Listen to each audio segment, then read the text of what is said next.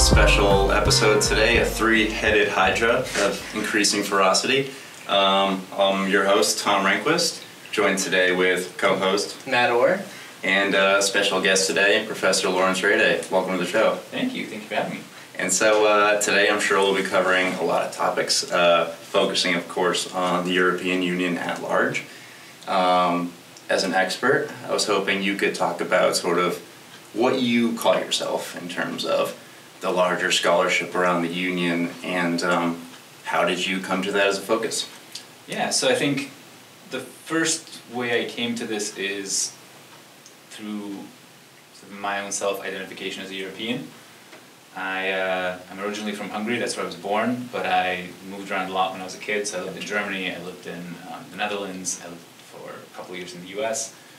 And so I never had this strong feeling of nationalism, and in fact I started to get really allergic to that kind of nationalism.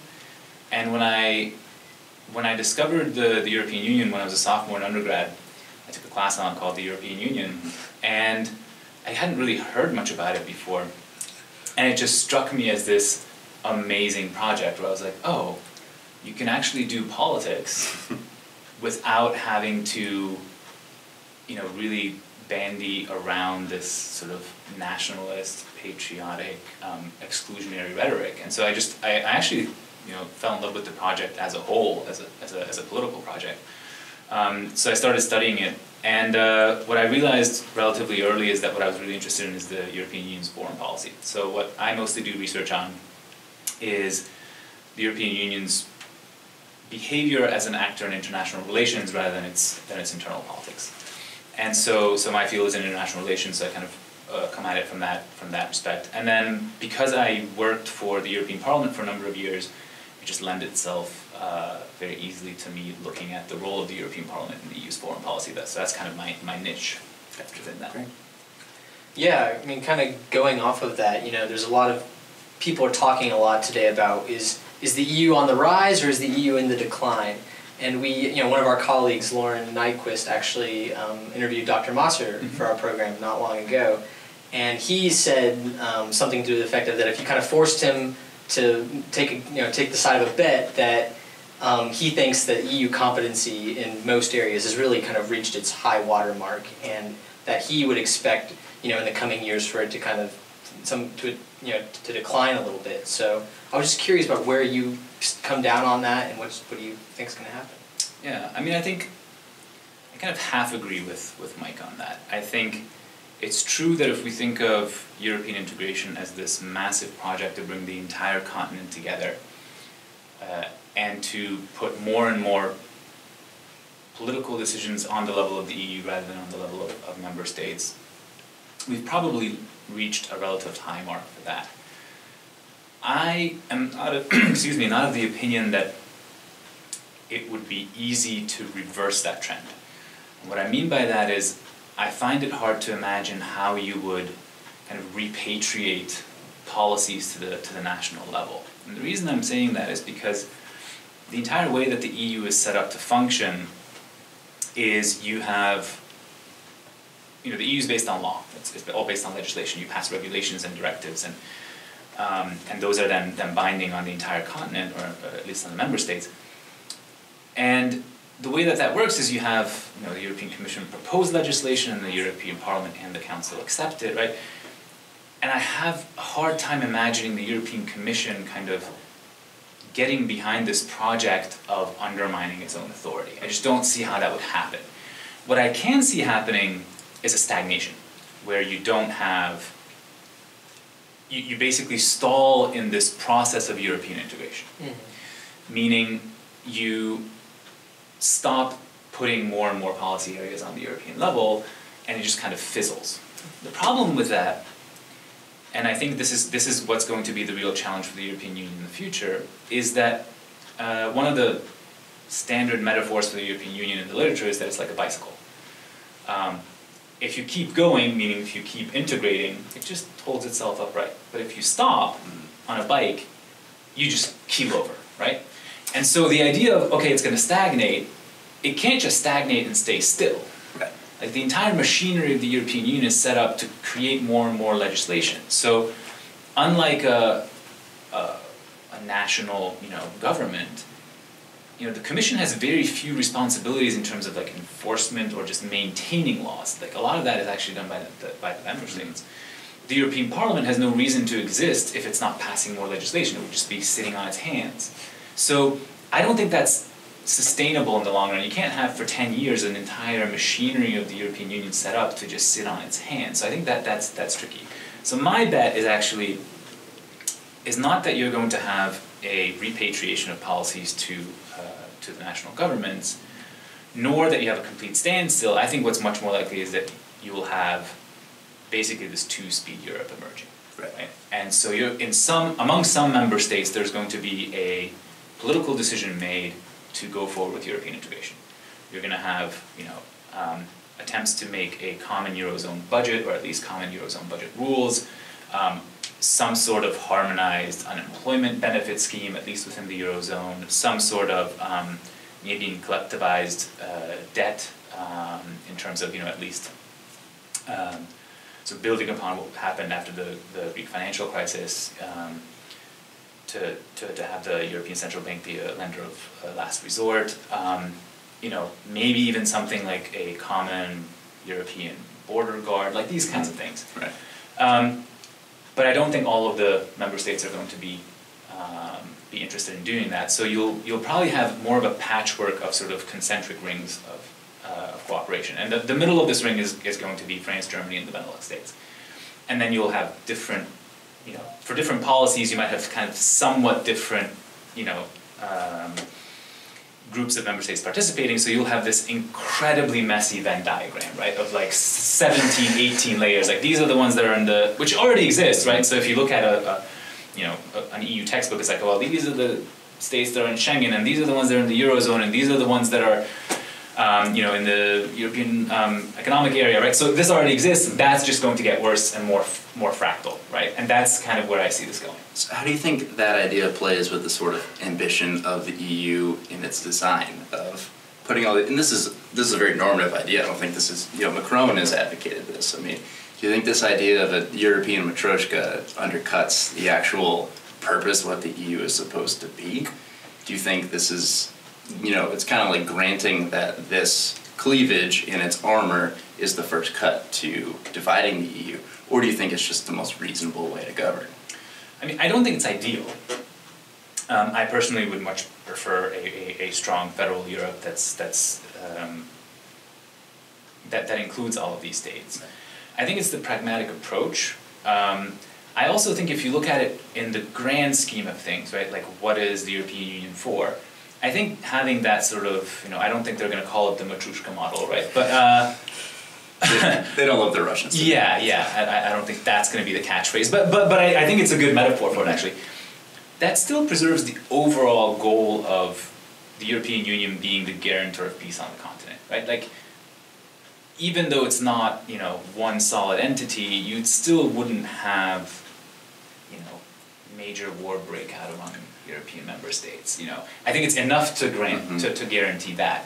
Now, is it enough, for instance, to really have the EU play an important role in global politics? Right? There I'm less sure. Right? I mean, if you don't have every member state on board for certain issues, then you can't speak with as much weight on those issues, right? And so, and a lot of these things that are going to be coming up in terms of global politics, where the EU could play a role, whether that's climate change, whether that's regulating space, whether that's, kind of like what we're seeing now with privacy rights, regulating the internet,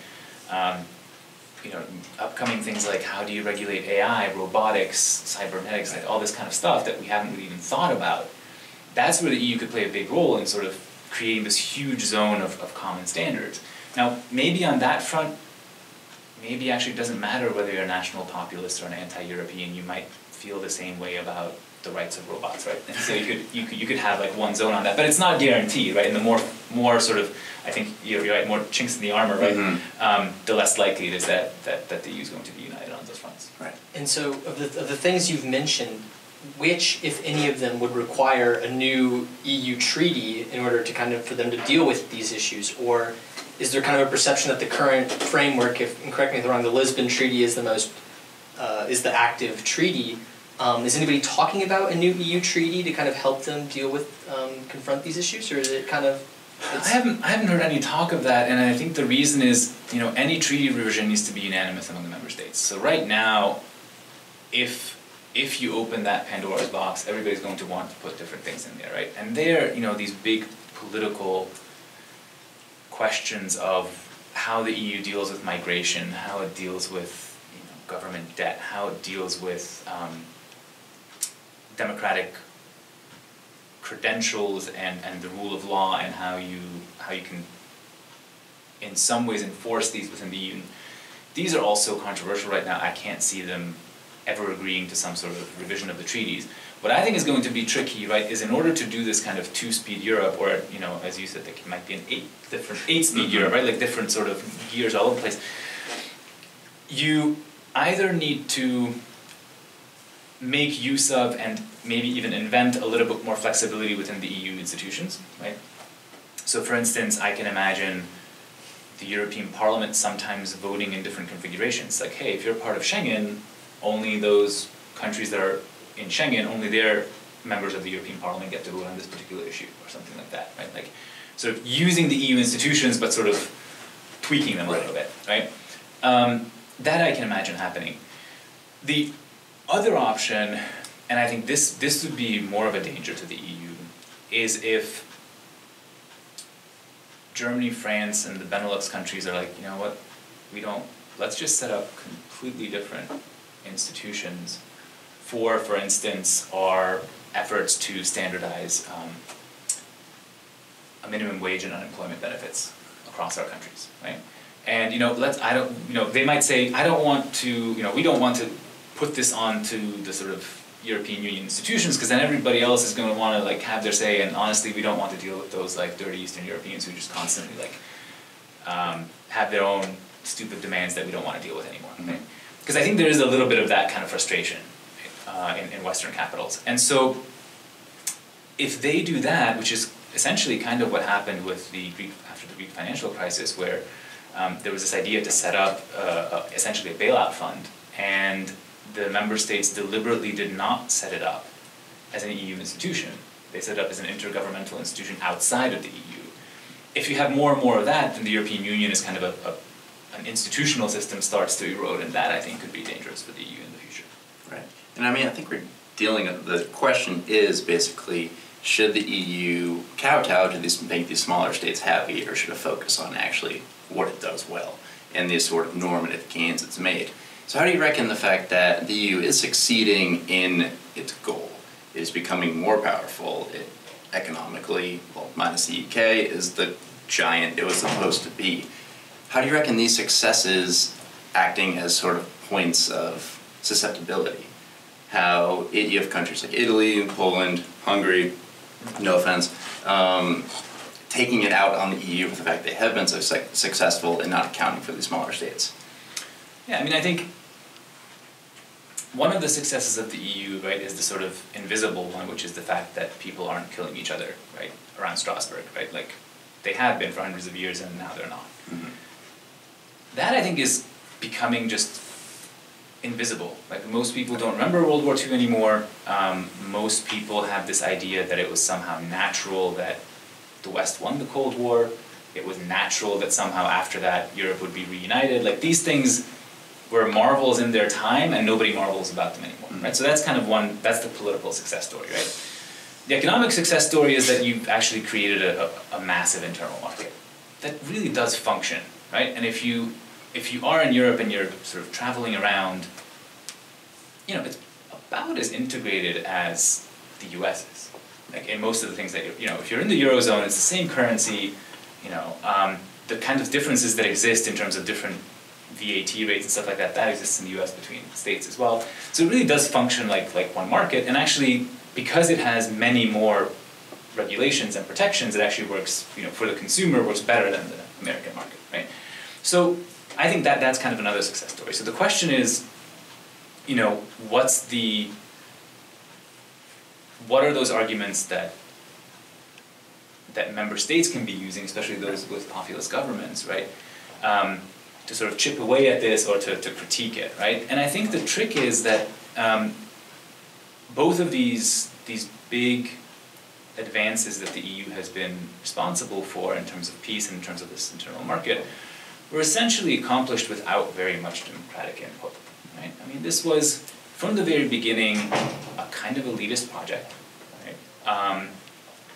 It, for the most part, flew under the radar of most people, because most people really don't care about, you know, the exact workings of, you know, consumer protection laws, right? As long as they can return their, you know, T-shirt if it ripped after 3 days, right? Like, they don't care if it's Brussels that made that rule or their national government. Like, that's just not something that really matters to them. And I think what's happened is that, you know, in terms of EU integration, all of those things that most people don't care about or consider to be technocratic, those are done. Mm-hmm. So all the debates now about what the EU should be doing in terms of, you know, where are Europe's borders, how do you defend those borders, how do you treat asylum seekers, you know, what does it mean to have a fair wage, these kinds of things. These are much more political, right? And so these debates that the EU is having nowadays are simply more important to citizens, right? And there you can have this much more effective critique of the EU as not being democratic, because all of a sudden the perceived need for it to be democratic is much bigger, right? Now, as for whether the EU is democratic or not, I'm actually not sure that it's that much less democratic than some member states, right? So if you look at sort of how much input a French citizen has into national laws in France versus how much input a French citizen has in terms of EU law, you know, France is a very presidential system with a very high degree of autonomy for its government. You know, it's basically the government that proposes all bills. You know, I'm not sure it's that much different than, you know, having representation in the European Parliament and having your president represent you in the European Council. So, but I think there's a perception that it's less democratic, and that perception comes from the fact that for years, unpopular decisions that were effectively made by member state leaders were then explained as, oh, well, Brussels made us do this, right? And so that's now kind of coming back to haunt these leaders. So that's where I think this vulnerability exists. And I think the trick is, it's a very unpopular opinion, and I think it might not be even one that you can sell to the public to say, no, the EU is a supranational elitist project. That's its whole point. We have these people here in Brussels who know better and who are wiser than you, and let us get on with it. Like, I just don't think that today that kind of argument works, right? Whether you think it's right or not, right? I just don't think it works. And so if you need to sort of have, you know, more democratic legitimacy, and then you open this up to all the populism that we see today. Sure. I mean, I wanted to talk a little bit about Ukraine. Sure. I don't know if you want to... I think that's a decent segue. Yeah. So I guess in January this article came out in Foreign Affairs called "You Wish You Had Ukraine's Democracy." And it was a little bit tongue-in-cheek, but on the other hand it was very well argued. And kind of the idea was that Ukraine is in a lot of ways doing better than some of these EU states that are going through this democratic backsliding. And then the other thing that happened was in November of last year, the Ukrainian Parliament and then the President signed into law these changes to Ukraine's constitution that basically require Ukraine to have a course towards membership in the EU and NATO. And as far as we know, this is the first such case in history where a country has put in the preamble and then in a statute of the Constitution that we are going to join these international organizations. And so I'm curious, how do you see Ukraine's integration with these organizations playing out over the next 10 years, and how likely do you think it is that they will get in? So I'm pretty sure that the Ukraine is not going to join either the EU or NATO in the next 10 years. There's different reasons for that. I think in terms of NATO, Ukraine today is effectively a battleground. So because NATO comes with this Article 5, too long talking about Brexit. Guarantee, right, that if any member state is attacked, that's going to be treated as an attack on all others. I think NATO is going to be very reluctant to allow any state to join where there's a high probability of fighting, and in Ukraine there's not a high probability, it's already going up. So I don't see that changing.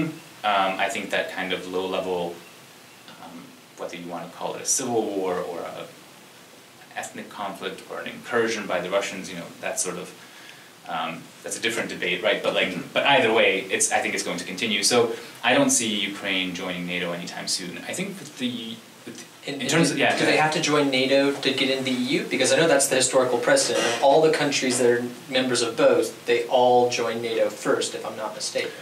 Yeah, but I think that context was different. So I think it was, you know, right after the end of the Cold War, obviously these states wanted to join what they considered the West, and sort of the placeholder for that was joining NATO and joining the EU.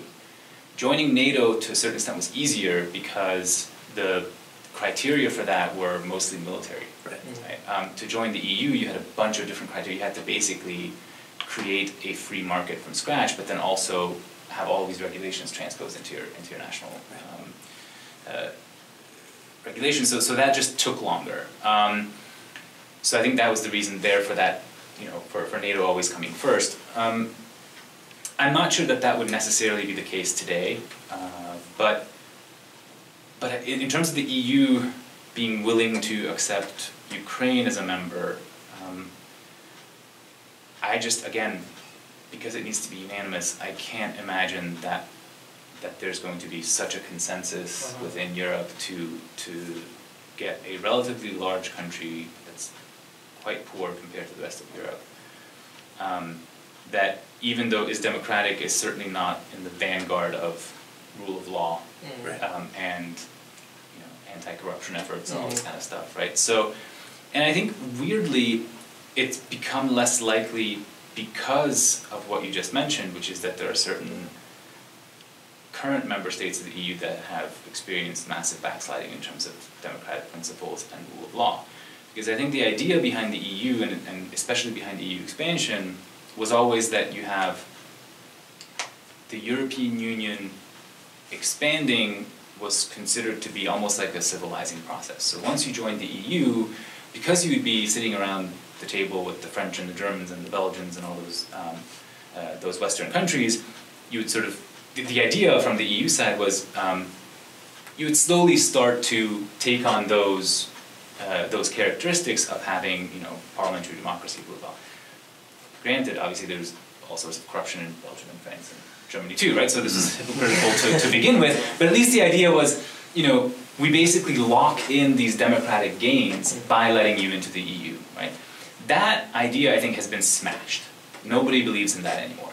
So this idea that, you know, oh, we'll let in Ukraine and they will just get more and more democratic because that's what European states do, nobody's going to buy that argument anymore. And that's why I think, you know, EU expansion is going to be very, very slow in the future. I think the Balkans are still going to get in because that's kind of a half-finished project, and there's no good way to stop. Like you now have Croatia and Slovenia in, and the rest out, but that's not really sustainable. There's no real rhyme or reason to that. So at some point, I think the former Yugoslav countries will all join, but I'm very skeptical that Ukraine is going to make it. Okay, and so does a country like Turkey kind of offer an example of how this might play out in a longer term perspective, where, you know, Ukraine is going to keep saying we want to get in, and the EU might keep dangling but never really start to move on it? Yeah, and I think the Turkey case is very instructive, because what happened in Turkey is this went on for 20, 30 years, and then, you know, this year is going to be 30 since the 20 years since Turkey has been an official candidate for membership. But by now, nobody in Turkey really believes that this is ever going to happen. So Turkey is very much turning away from Europe and trying to find its own sort of geopolitical space or position in the Middle East. Now, Ukraine only has one other way to turn, right? So if it doesn't turn towards Europe, you know, if it turns north, there's just, you know, polar bears, if they still exist in 10 years, right? If it, you know, it can only really look east, right? And so, I mean, I don't really know how that's going to play out if the population gets sort of weary of this whole, you know, constantly begging to be let in at Europe's door, and then turns much more friendly towards Russia, or if you just really have a real, again, split of the country, right, between East and West, which is already starting to happen, right? More and more people sort of start to move in those directions, and you get more, kind of like you have the great sort here in the United States, and you have a great sort within Ukraine, where effectively the country is split in half. And how do you think people in Brussels and in Strasbourg might have reacted to Ukraine putting this in their constitutions? Did it not make them feel at least a little bit of shame that this country wants to get in so bad, and they're putting it so kind of deliberately and forcefully in their documentation that it doesn't kind of affect them in any way? I mean, that, to be honest, that I think was the real audience, right? Yeah. So putting this in the Ukrainian constitution, I think, was much more a signal to the European Union that, hey, this is really what we want. We are committed to our European perspective, and you need to make sure that this perspective stays open. I would think that some in Brussels might have this idea that now the ball is in our court, but I actually think that this has been something that has been on the minds of Brussels policymakers for at least 10 years, and I never understood the actual policy behind it. So to me, the policy of the EU was always, we are going to offer Ukraine this European perspective so that it makes those hard choices in order to be part of the West, without ever thinking through the second half of that sentence, which means that if Russia then punishes the Ukraine for that choice, then we need to be willing to strike back, to defend Ukraine, and to respond, right? So it was kind of we are going to go down this path, but not commit to going to the end of the path. And I was like, well, then that's the wrong path, right? I still haven't really seen much evidence that European policymakers have really learned that lesson. And so I think, from what I see right now, it's basically more of the same. It's sort of stringing Ukraine along, saying, okay, now we have an association agreement, we're going to, engage with you through this neighborhood policy, et cetera, et cetera. We're not going to come outright and say you will never be part of the EU, but we are also certainly not going to give you a date by when you're going to join the EU. And so I think it's just sort of, this is this short-termism, right? You're kind of kicking the can down the road, but I don't think it's a terribly wise strategy. And I think it should be pointed out, we've talked about this in class, that the actual rules for enlargement are totally spurious. I mean, I think they've had debt rules, yet Italy's been a 60-year member, and they have democracy rules, yet Romania and Bulgaria are, about to join.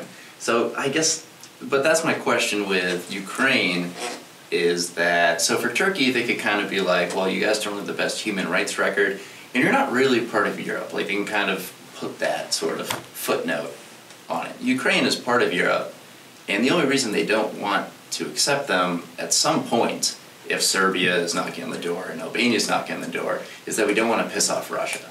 So how can the EU kind of paint themselves as we are this force that is going to bring peace to this continent, but you also don't want to piss off our old neighbor? Like, how can they play both sides of that? I mean, I don't think they can without looking hypocritical. Right. But I think that's not new to the EU. I think that's what's going to happen, right? I mean, a similar situation exists with Moldova, right? Nobody ever talks about Moldova. I have friends who go to Moldova and they say that's absolutely right. There is nothing to talk about in terms of Moldova. But, it's not as big of a country, and it's not on our radar, but it's the same thing. It's, it's a small Eastern European country, formerly sort of in the communist bloc. And, I think its EU prospects are just as poor, right? Mm-hmm. And there's not necessarily the same kind of, there is kind of that Russian Transnistria problem, right? But at least it's not an active one right now. But I think it's a general weariness and wariness on the part of the EU to repeat what I think, at least the Western Europeans see as the mistake of the enlargement of 2004 and 2007, which is this idea of bringing in poorer states with less of an established set of democratic credentials and hoping that they will that these credentials and this rule of law will be solidified through EU rules. Now, the one change I can potentially see, but I'm not too optimistic about it, if the EU somehow finds ways to really censure its own member states who are backsliding in terms of democracy and human rights and rule of law. So if there really is a concerted effort to invoke Article 7 against Hungary, which is this article that would potentially, at the end of the whole long procedure, strip it of its vote in the European Council and the Council of Ministers, and really, punish certain member states for not living up to these democratic ideals, then I think there's a bigger opening for foreign enlargement. You can say, okay, well, we still have some control over these states even once they join, but I just don't see that happening. I think, looking at the sort of political landscape right now, I don't see the EU, being able to do that kind of punitive measure, and so I'm less optimistic about that. Cool. Well, speaking of being less optimistic, I'd be remiss if we didn't bring up Brexit. So keeping score a little bit, there's been 4 votes this week, if I'm correct. 1 declining Theresa May's final Brexit offer, another declining a no deal, a 3rd declining a call for a new referendum, and a 4th accepting kicking the can down the road. So I guess my question would be, there's 1,000 questions with Brexit. How long do you think they'll extend? Are they going to get anything from an extension, or what do they want? I think that's the sort of £1 million question.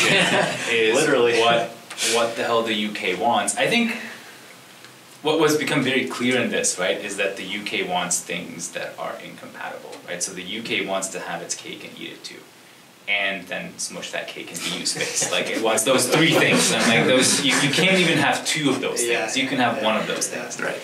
And so to me, what's very clear is that there are no good options to the UK. The members of the House of Commons are slowly starting to realize that they have no good options. So I really don't know what the UK wants.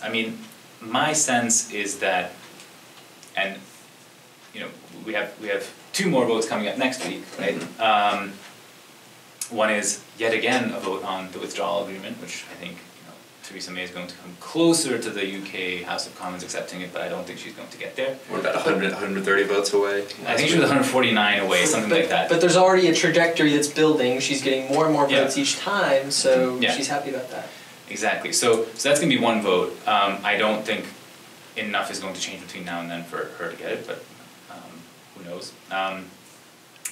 And then there's going to be a vote in the European Council on whether or not to grant this extension. Right. And my sense is that, at least until a few months ago, I had this feeling that many in the EU were still thinking that the best outcome would be for this whole Brexit thing to be cancelled, and for the United Kingdom to realize that this whole idea of leaving the UK, or leaving the EU, was just a stupid one, and they've sort of come to their senses. And to a certain extent, I think there's still some people who at least talk that way. So Donald Tusk, the President of the European Council, is still kind of saying, oh, well, we should give the UK more time. And the sort of unstated second sentence there is for them to just undo this whole thing. Right. I am less and less sure that a majority of member states agree. My sense is that there's a very strong level of frustration with the United Kingdom and its politics at present. My sense is that when these member state leaders come together and think about, do we want this kind of United Kingdom back in? Even after a referendum where, like, let's say there's a second referendum and the Remainers eke it out by 52% to 48%, right? Which would be a massive margin, right? Yeah. Like that still means half the country is in the EU without wanting to be. Right. That's not sustainable, right? And it's also not the kind of political partner you want sitting around the table. Yeah. So I think by now, more and more European member states just want this Brexit thing to be over and done with. And so my sense is that this idea of a long extension of Article 50 so that the UK can either call new elections or have a new referendum or basically just continue its sort of chaotic politics for another year, nobody really wants that. I mean, if you look at sort of what the EU has done in the past 18 months, not on Brexit but on anything else, it's been nothing. It's been paralyzed because it has to constantly deal with this Brexit nonsense. None of it which was of its own making, none of it which it wanted. And so I think they're just tired of it. I mean, if you think about it, even this European Council meeting on the 21st, like they already had a full agenda to talk about competitiveness and innovation and like how to reform like all sorts of EU policies, that's what they want to deal with. And so I think there's more and more frustration with the United Kingdom in that sense, and I think there's more of a good riddance type of attitude now. So I would be surprised if there was a very long extension aimed at getting the UK to change its mind at this point. Do you think Brexit has opened the door for a quit Italy or another country to exit, or it has made it look like such an impossible headache that the EU economically weaker might be politically stronger on the other side?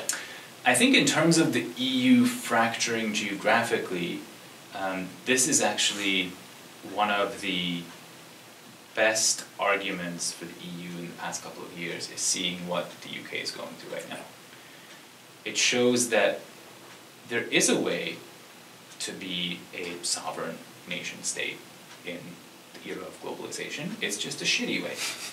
And it's not going to, and it's going to require massive sacrifices, both economic, cultural, in terms of, being a power on the global stage. I mean, many fewer states are going to care about what the UK thinks now that they're no longer part of the EU.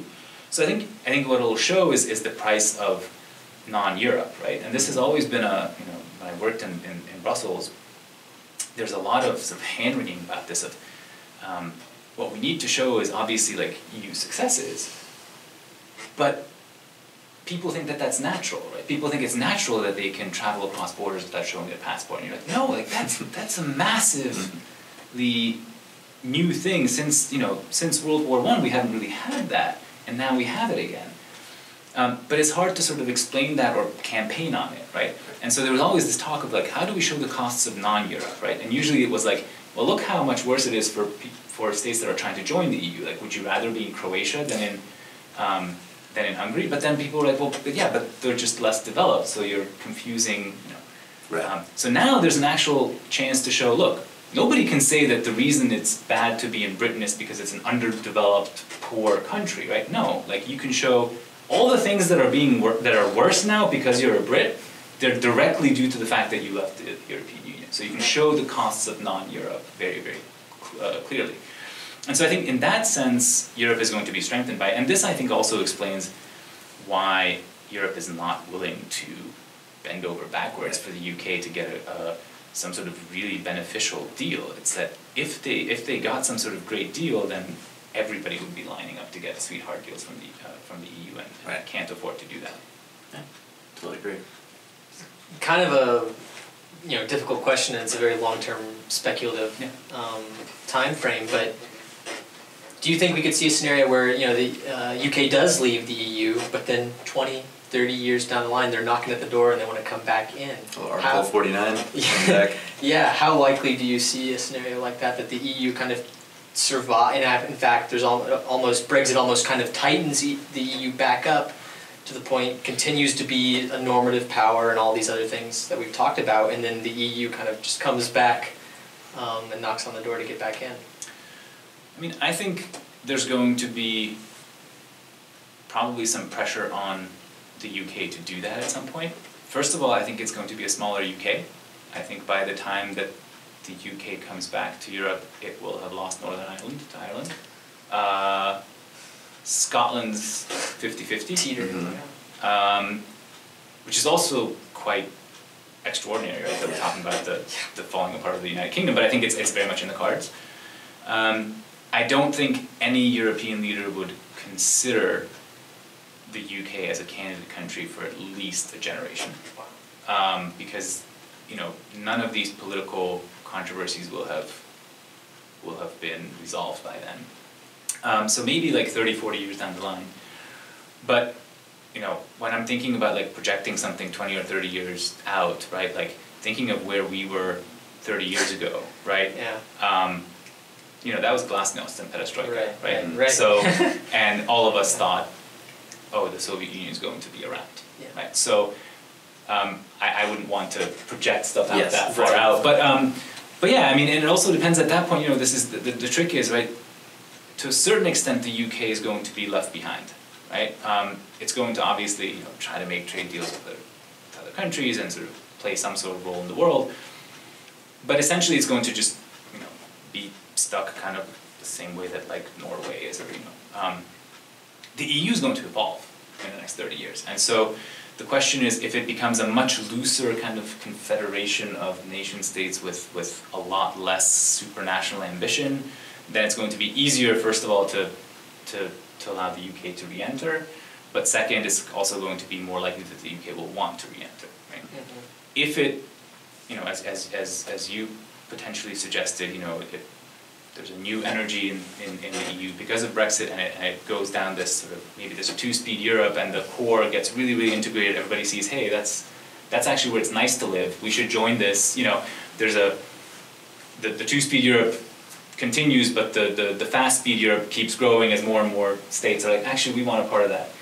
And you get a much more integrated Europe, then it's much trickier to let the UK in, right? Because then all of a sudden it's basically like when the Eastern Europeans join, it's like, well, here's all the stuff we've done since you left. Mm-hmm. Now you need to do all this. You need to take, there's no way they're going to let them do that without joining the common currency, without joining Schengen and the free movement of people, right? All these things that the UK currently had opt-outs for. Yeah, the reason I ask is that, you know, if I'm not mistaken, I think 78% of people in the 25 or younger demographic voted to remain. And so, you know, given that political context, it's hard for me to imagine, even kind of in a shorter term perspective, this not just kind of coming up again, kind of like already this very big generational divide. And so it might be a generational divide that's not a 30, 40 year one, but smaller. And so a lot hinges on how the EU is going to react. And I agree, at what point they're ready to kind of even consider this. Yeah. And I think you're right that the generational divide is shorter. So in terms of the UK's population wanting back in, that might happen earlier, right? So the big losers of Brexit, right, are basically British 20-year-olds. So if you see a 20-year-old Brit at South by, give them a hug. You know. Give Jonathan Parker a hug. Yeah.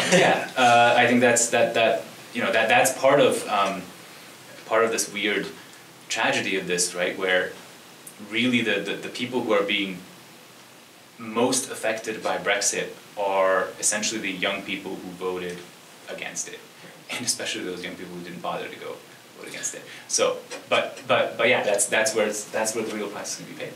Right. You know, at least for me, as somebody with kind of strong feelings about it, I always wanted, you know, I watch a lot of the UK parliamentary debate, and I wanted somebody to bring it up in such stark terms, kind of like, you know, when we're all, 20 years later, and the people who voted are 20 years older, that, you know, the demographics was just that there would just be such massive support. So what steps is the government taking to give us a speedy re-entry into the European Union? I think it would be rhetorically nice if somebody would put it that way. It's actually Mike Mosser who told me today when I saw him about, there's this group, I forget the name of it, I wish I could recall it now. It's like Our Union, Our Future, or something like that. Something like that. But it's basically a bunch of young people in the UK who are pro-Remain.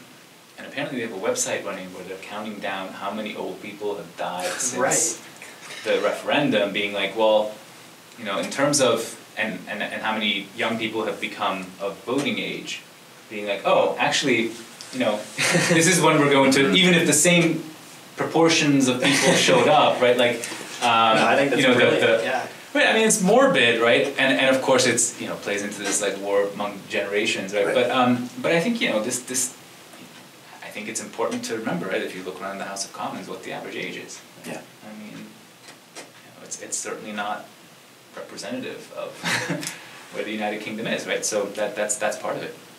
Yeah, it's crazy. We're talking about the British Empire getting even smaller potentially in 2019. Yeah. No, I think that's really interesting to me, is also sort of thinking about how this is going to be written up in the history books, you know, 100, 200 years down the line, right? Of being like, you had essentially the British Empire, right? And then you had this sort of slow, not crumbling necessarily, but like, but sort of withdrawal, right? Of withdrawal of Britain from the global stage, right? In successive little moves, right? And sort of, you know, American independence, and then, you know, World War I, and then, you know, having the sort of anti-colonial movements and decolonization. And I think we're sort of, like, if you look at it from, in that perspective, this is kind of the sort of tail end, right? And it would be really weird if it, you know, ended up just losing Scotland and Northern Ireland as well, right? So you're basically left with sort of this 2/3 of a little island, right?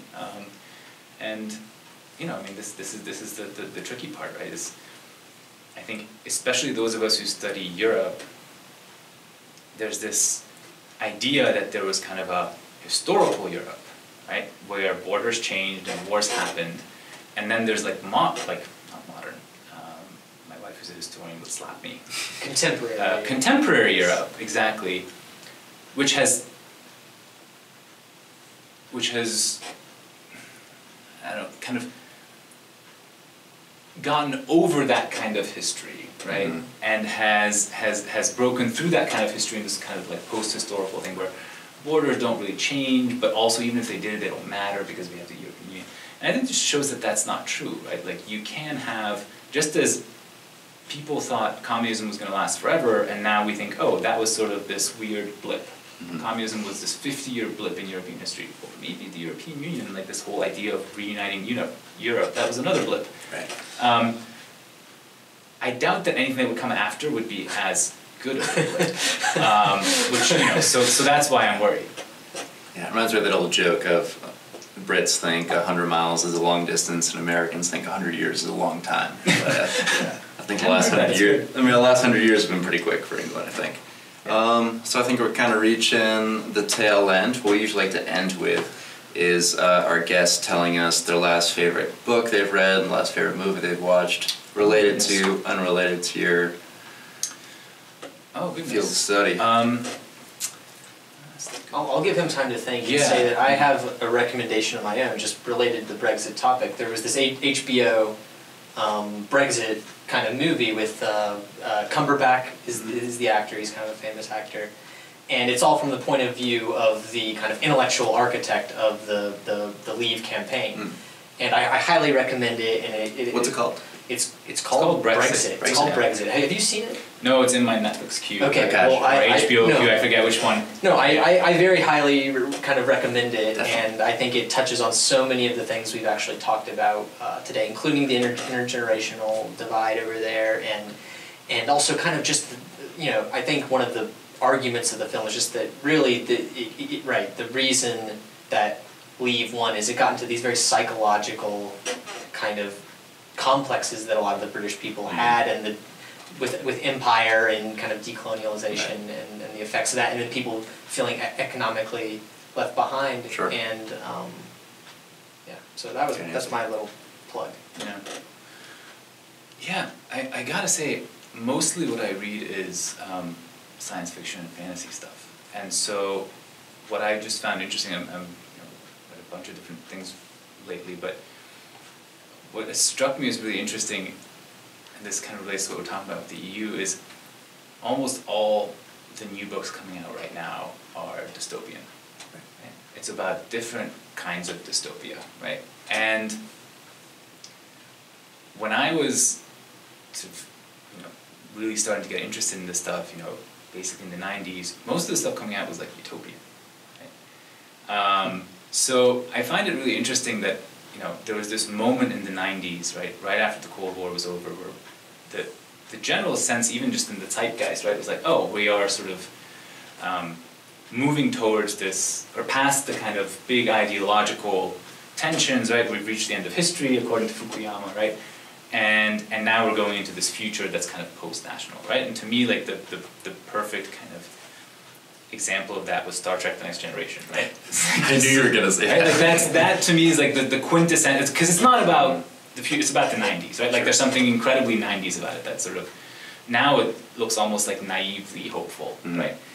And then now it's all Hunger Games, right? And so I just find that really interesting. And so, in terms of the kinds of stuff I'm reading, it's, I really like Hugh Howey. I don't know if you've read his stuff, but he has this series, starts with a book called Wool, also sort of dystopian, science fiction stuff.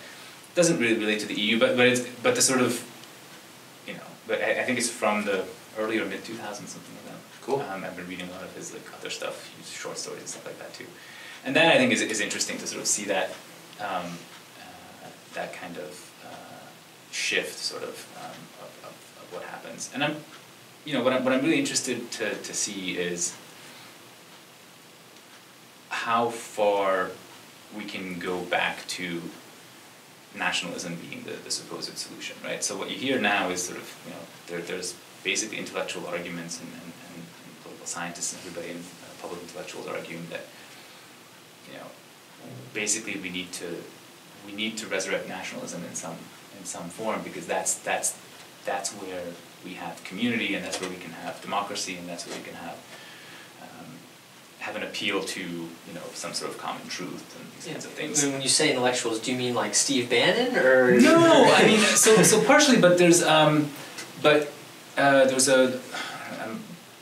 horrible with names, but there's this Israeli intellectual who also made a sort of argument like that.